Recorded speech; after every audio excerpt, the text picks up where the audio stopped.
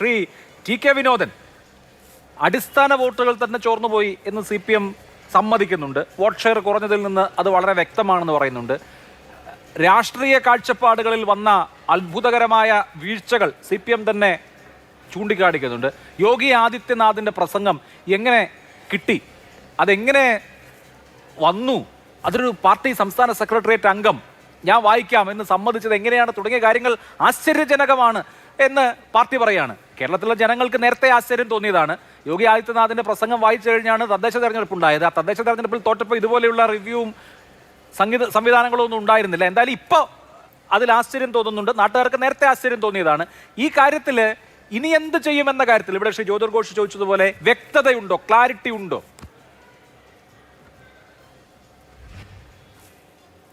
ഒരു വ്യക്തതയുമില്ല. ശരിക്കും ഇത് എന്ത് തെറ്റുതിരുത്തൽ രേഖയാണെന്ന് എനിക്ക് മനസ്സിലാവുന്നില്ല. CPMൻ്റെ ചരിത്രത്തിലെ ഏറ്റവും ദുർബലമായ ഒരു കേന്ദ്ര നേതൃത്വം. അവർ കേന്ദ്ര നേതൃത്വത്തിൻ്റെ തെറ്റുകളെക്കുറിച്ചൊന്നും പറഞ്ഞു. ഈ കാലം അത്രയും കേന്ദ്ര നേതൃത്വം എന്ത് ചെയ്യുകയായിരുന്നു? അവർക്ക് അമ്പരപ്പും അത്ഭുതവും ഒക്കെയാണ് പ്രകടിപ്പിക്കുന്നത്. അവർ പറഞ്ഞത് it is perplexing that how a message from Yogi Adityanath was solicited and CPM minister agree to read it out എന്നാണ്. പെർപ്ലക്സിങ്, അമ്പരപ്പും അത്ഭുതമൊക്കെ പ്രകടിപ്പിക്കുകയാണ്. ആരോട്? ഇത്രയും കാലമായി അവർക്ക് ചോദിച്ച് മനസ്സിലാക്കാമായിരുന്നു എന്തുകൊണ്ടാണ് സംഭവിച്ചത്, ആരാണ് അതിൻ്റെ ഉത്തരവാദി, ഈ യോഗി ആദിത്യനാഥിൻ്റെ സന്ദേശം വായിച്ച് എന്തിനാണ്? എന്തായാലും സംസ്ഥാന സെക്രട്ടേറിയറ്റ് മെമ്പറായിട്ടുള്ള ഒരു മന്ത്രി സംസ്ഥാന സെക്രട്ടേറിയറ്റിൻ്റെ തീരുമാനമില്ലാതെ അതവിടെ വായിക്കും എന്ന് കരുതാൻ കഴിയത്തില്ലല്ലോ. അപ്പോൾ സംസ്ഥാന സെക്രട്ടേറിയറ്റ് അങ്ങനെ തീരുമാനിച്ചു. അപ്പോൾ അടിസ്ഥാനപരമായ കാരണങ്ങളിലേക്ക് പോകുന്നതേയില്ല. എന്നിട്ട് ടെലിവിഷനിൽ ചർച്ചയ്ക്ക് വരുന്ന ആളുകളെ നന്നാക്കി എടുക്കണം, പിന്നെ കാര്യങ്ങൾ വിശദീകരിക്കുന്ന കുറച്ചുകൂടെ ദീർഘമായിട്ടുള്ള പ്രസംഗങ്ങൾ പാടില്ല എന്നൊക്കെ പറഞ്ഞ് വളരെ തൊലിപ്പുറമേയുള്ള ഇവർ ഒരു കാലത്ത് നന്നാവാനേ പോകുന്നില്ല എന്ന് തെളിയിക്കുന്ന, എനിക്ക് തോന്നുന്നു കേന്ദ്ര നേതൃത്വം ഭയന്ന് അങ്ങും ഇങ്ങുമൊക്കെ പറയുന്നത് താഴെ മുതലുള്ള ചർച്ചയെടുത്ത് ക്രോഡീകരിച്ച് അവിടെ ഇവിടെയൊക്കെ പറയുന്നുണ്ടെങ്കിലും അടിസ്ഥാനപരമായ പ്രശ്നങ്ങളെ അഡ്രസ്സ് ചെയ്യുന്നതേയില്ല. പ്രചരണം, BJPയുമായി ഡീലുണ്ട് എന്ന പ്രചരണം ജനങ്ങൾ വിശ്വസിക്കാനിടയായി. BJPയുമായി ഡീലുണ്ട് എന്ന പ്രചരണം ജനങ്ങൾ വിശ്വസിക്കാനിടയായത് എന്തുകൊണ്ടാണ്? യോഗി ആദിത്യനാഥിൻ്റെ സന്ദേശം വായിച്ചിട്ട് അതിന് വളരെ ഒരു വിശേഷവും പറഞ്ഞു, എന്തെന്ന് അതിമനോഹരമെന്നോ ഗംഭീരമായ സന്ദേശം എന്ന് പറഞ്ഞിട്ട് സംസ്ഥാന സെക്രട്ടേറിയറ്റ് മുമ്പ് വായിച്ചു കഴിഞ്ഞാൽ BJPയുമായിട്ട് ഡീലുണ്ടെന്ന് ജനം സംശയിക്കത്തില്ലേ? അതുപോലെ പിന്നെ PM ശ്രീ പദ്ധതിയിൽ PM ശ്രീ പോയി ഒപ്പിട്ടിട്ട് അന്ന് ശിവൻകുട്ടി മന്ത്രി പറഞ്ഞ ഓർമ്മയില്ലേ, ന്യൂ എഡ്യൂക്കേഷൻ പോളിസിക്ക് എന്താ തെറ്റ്? അപ്പോൾ അവർ പറഞ്ഞാൽ ഇങ്ങനെയല്ലായിരുന്നല്ലോ നേരത്തെ പറഞ്ഞത്, ഞാൻ നയം മാറ്റി എന്ന് അദ്ദേഹം ചിരിച്ചുകൊണ്ട് പറയുകയാണ്. അപ്പോൾ ന്യൂ എഡ്യൂക്കേഷൻ പോളിസി RSSൻ്റെ വിദ്യാഭ്യാസ നയത്തിൽ എന്താണ് തെറ്റ് എന്ന് CPMൻ്റെ ഒരു നേതാവ് സംസ്ഥാന കമ്മിറ്റി അംഗം മന്ത്രി ചോദിക്കുന്നു. എന്നിട്ട് RSSുമായിട്ട് ഡീലുണ്ടെന്ന് ജനം സംശയിച്ചാൽ കുറ്റം പറയാൻ പറ്റുമോ? എന്നിട്ട് വെള്ളാപ്പള്ളി നടേശൻ്റെ കാര്യത്തിലാണ് ഏറ്റവും വലിയ തമാശ. പറയുന്നത് വെള്ളാപ്പള്ളി നടേശൻ്റെ അഭിപ്രായ പ്രകടനങ്ങളെ വിമർശിച്ചുകൊണ്ടുള്ള പ്രസ്താവനയ്ക്ക് കടുപ്പം പോരായിരുന്നു. അന്ന് മുഖ്യമന്ത്രി പോളിറ്റ് ബ്യൂറോ അംഗമായിട്ടുള്ള പിണറായി വിജയൻ പറഞ്ഞത് ഏതു ഘട്ടത്തിലും എല്ലാ ഘട്ടത്തിലും മതനിരപേക്ഷത ഉയർത്തിപ്പിടിച്ച ആളാണ് വെള്ളാപ്പള്ളി നടേശൻ. അദ്ദേഹം മുസ്ലിം ലീഗിനെയാണ് പറഞ്ഞത്, അത് മുസ്ലിങ്ങളെയാണെന്ന് പ്രചരിപ്പിക്കുകയാണ് എന്ന്.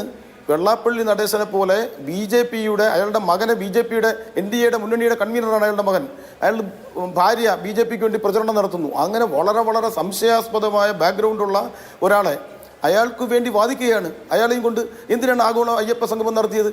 ആഗോള അയ്യപ്പ സംഗമം അപ്പോൾ വ്യക്തമായും മൈനോറിറ്റി വോട്ട്സ് കിട്ടത്തില്ല എന്ന് ധരിച്ചിട്ട് മെജോറിറ്റി വോട്ട്സ് സംഘടിപ്പിക്കാൻ വേണ്ടി നടത്തിയ ശ്രമമാണ്.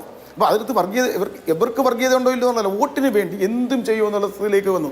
പിന്നെ അവർ മനസ്സിലാക്കുന്ന ന്യൂനപക്ഷ വോട്ടല്ല, ന്യൂനപക്ഷ വോട്ടുകൾ ഉണ്ടാവും, മതനിരപേക്ഷ വോട്ടുകൾ.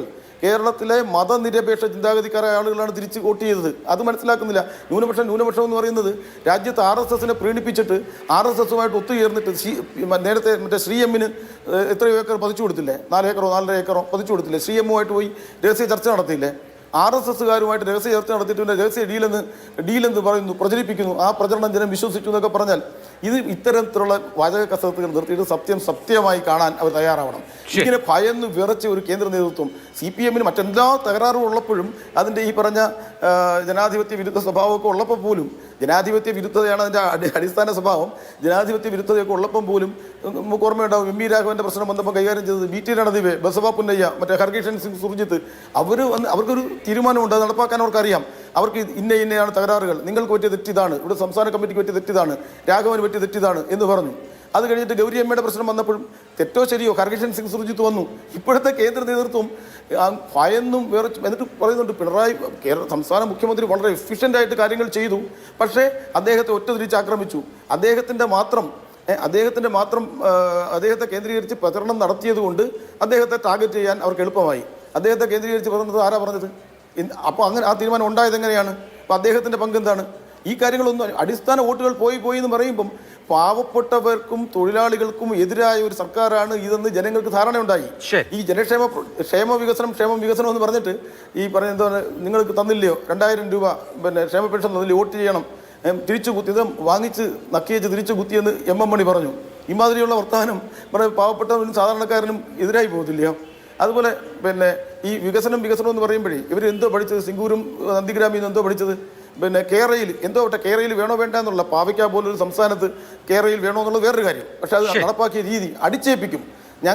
ഞങ്ങളാണ് ഭരിക്കുന്നത്, ഞങ്ങൾ തീരുമാനിക്കും, ഞങ്ങൾ അടിച്ചേൽപ്പിക്കും. ആ സമീപനത്തിനാണ് ജനങ്ങൾ തിരിച്ചടിച്ചത്. ആശാ വർക്കർമാർ സമരം ചെയ്തു. അപ്പോൾ സാങ്കേതിക ന്യായങ്ങളാണ് പറയുന്നത്. അവരുമായിട്ട് ചർച്ചയ്ക്ക് തയ്യാറായോ? ഓരോ തവണ ചർച്ചയ്ക്ക് വിളിച്ചിട്ട് അവമാനിച്ചു വിടുമല്ലേ? ആദ്യത്തെ ചർച്ചയ്ക്ക് വിളിച്ച് അതേ കാര്യം തന്നെ രണ്ടാമത് വിളിച്ചു പറയും, മൂന്നാമത് ചെല്ലുമ്പോഴും അതേ കാര്യം പറയും. അപമാനിക്കുകയായിരുന്നില്ല അന്നത്തെ മന്ത്രി വീണ ജോർജ്. അവർ ചെയ്ത് അവർ വീണ ജോർജോ വേറൊരാളൊന്നുള്ളതല്ല, അത് ചെയ്തത് പാവപ്പെട്ട ആശാ വർക്കർമാർ സമരം ചെയ്തു. അവരോട് വിളിച്ചവർ പറയായിരുന്നു ഇന്ന കാര്യങ്ങൾ അല്ലെങ്കിൽ ഇന്നത് ചെയ്യാം. എന്നിട്ട് ഇതേ സമയത്ത് വലിയ ന്യായവും സാമ്പത്തിക പ്രശ്നങ്ങളും പറയുന്നു. അതേ സമയത്താണ് പബ്ലിക് സർവീസ് കമ്മീഷന്റെ ചെയർമാനും പിന്നെ അംഗങ്ങൾക്കും ലക്ഷക്കണക്കിന് രൂപ വർദ്ധിപ്പിച്ചു കൊടുത്തത്. അപ്പം ജനങ്ങൾക്ക് അങ്ങനെ ധാരണയുണ്ടായി. തെറ്റിദ്ധാരണയോ എന്തോ ആവട്ടെ, ഇത് പാവപ്പെട്ടവർക്കും സാധാരണക്കാർക്കും എതിരായിട്ട് അതിസമ്പന്നർക്ക് വേണ്ടി നിലകൊള്ളുന്ന ഒരു സർക്കാരാണെന്ന ധാരണ ജനങ്ങൾക്കുണ്ടായി. ഇതൊക്കെ ഉണ്ടാകുന്ന സമയത്ത് ഈ കേന്ദ്ര നേതൃത്വം എന്ത് ചെയ്യുകയായിരുന്നു? ഇപ്പോഴും പിന്നെ ഇതിന് ഒരു പരോക്ഷമായ ന്യായീകരണം ഉണ്ടാക്കുകയാണ്.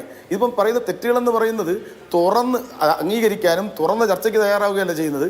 ഈ എല്ലാവർക്കും അറിയാവുന്ന ഒരിക്കലും ഒടിവെക്കാനൊക്കാത്ത തെറ്റുകളെ സൂചിപ്പിച്ചിട്ട് അതിന് പരോക്ഷമായ ന്യായീകരണങ്ങൾ ഉണ്ടാക്കുകയാണ്. എനിക്ക് ഏറ്റവും തമാശ തോന്നുന്നത്, എന്തിനാണ് ഒരു സംസ്ഥാന സെക്രട്ടേറിയറ്റ് മെമ്പർ യോഗി ആദിത്യനാഥിൻ്റെ മെസ്സേജ് വാങ്ങിച്ചത്, അത് വായിച്ചത്? അവർക്ക് മനസ്സിലാവുന്ന പെർപ്ലക്സിങ് എന്നാണ് പറയുന്നത്.